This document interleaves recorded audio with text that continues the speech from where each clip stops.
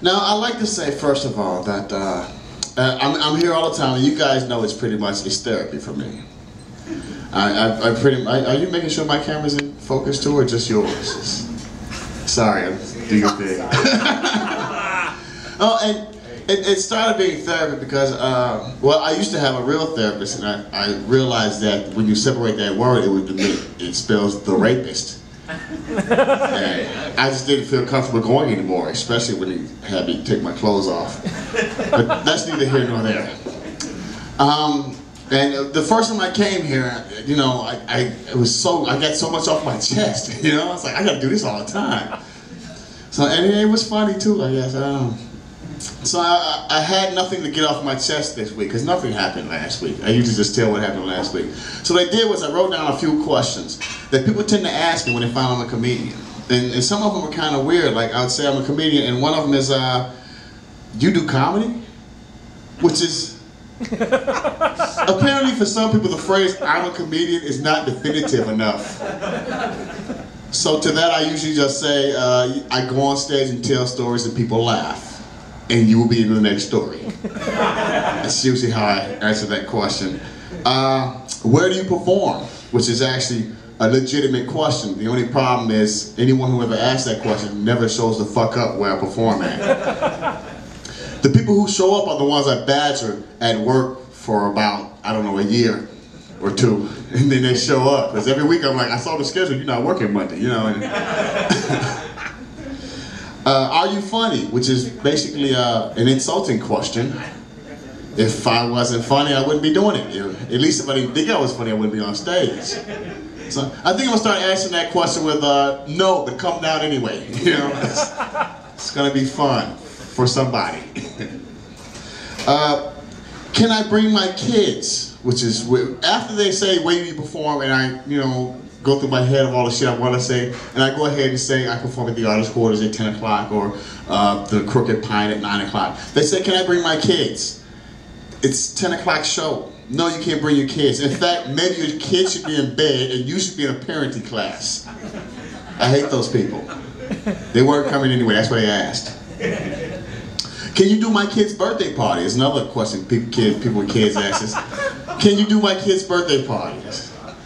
Sure, if you want to pay $200 for your 4-year-old to hear a bunch of dick jokes and racial observations, fine.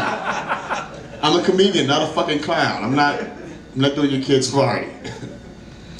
Oh, here's one my co-workers always ask me. Why don't you talk about me on stage? And the answer to that is actually, for 90% of them, I do. But you can't say, you know, remember I talked about that crazy bitch I work with? That was you. You know, you can't. That's not right. That don't. It makes for an uncomfortable work environment. It's hostile. Another one. This is really not a question. It's a statement that people make a lot. They say, "I'm funny too. We should be a team." And the answer to that statement is basically, it's not what I say at the time because I'm a nice guy. But the real answer is no. We shouldn't be a team. If I am egotistical enough to want a stage to myself for a bunch of people to watch, why the fuck would I want to share with you? And you must be an asshole for wanting to horn into my shit. If we do have a team, it'll be called Big Wheel and the Asshole. And that does not look good on the marquee. So no, we can't be a team. And that's actually about it. I just wrote those questions down while I was sitting there drinking an inordinate amount of beer. Trying to figure out what to do on stage. Now, if anybody has questions, I got like 30 minutes left. I don't know. No? What's your opinion about the situation in Afghanistan? I'm sorry, say that again? I What's my opinion on the situation in Afghanistan? That's a joke of its own. Wow, this is the Artist Quarters. This is not the Beer Lauer. How do you feel about boobs?